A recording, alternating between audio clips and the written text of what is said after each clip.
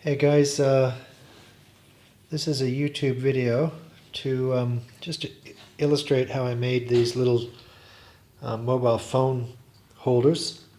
They're pretty straightforward. I just copied them off a design that I saw online. I can't really show them in use because I'm using my phone to to record this, but basically you get the idea.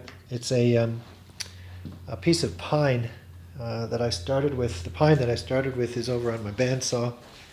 I took my, it's a bit of mess in here. I took my bandsaw and I clamped down this piece of wood here, and then I passed this 35 by 70 millimeter.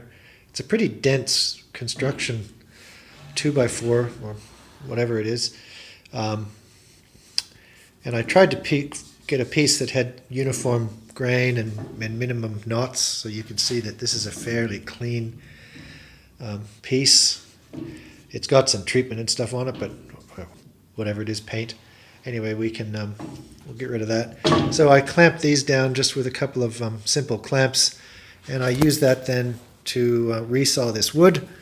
Once I had it resawed, I came over to my little jointer, and I spun this up, and I cleaned the surface through the jointer, and basically then ended up with a cleaned up piece of wood that was roughly this dimension. From there, I went to my new and reasonably okay table saw sled. It's not perfect. It's still, as I've said in my other videos, it still has a bit of motion to it, which is not great. It still gives good cuts, but you just have to be pretty careful.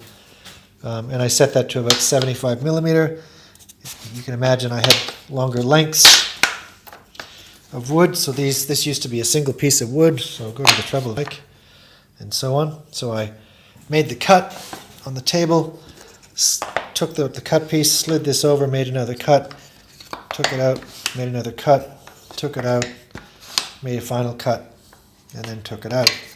I think I batched out 5, or I've got 4 of these pieces here that I'm showing you, but it's better to do things in batches.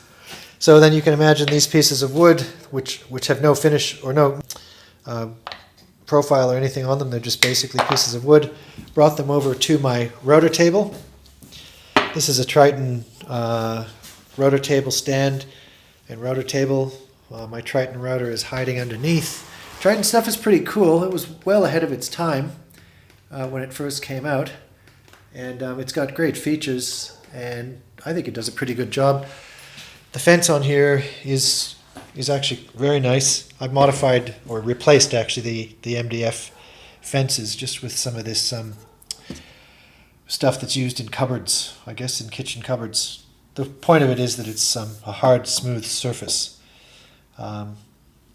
And this fence actually slides forward and backward. It's got a scale on here that allows you to get both sides essentially the same. The scale itself is more accurately demonstrated in there. It's hard to see, but I can point with a pencil where the scale marks are. You can see that you could scale off quite repeatably and precisely. When I made this cut, I actually used the router bit that's in there now, which is just a 1/2 inch slot cutting bit. So you can see here, that's the slot cutting bit that I used just to give some contrast there. And what I did here was I took a piece of 20 millimeter thick strip that I had, some hardwood strip that I used on another project. So this is just a piece of scrap. And I took this piece of scrap and I put it up against the fence, basically to give a shelf, if you like, or a vertical profile. And basically what this allows me to do is, you can see here that if I bring this in, it allows me to get an angle on this bit of wood. And if you're playing at home, I guess you can see then how I made that slot on the angle. The angle that I think works best, so you can, in principle, you can see how this would have worked when I was cutting through. I think I'm now using a 65-degree angle.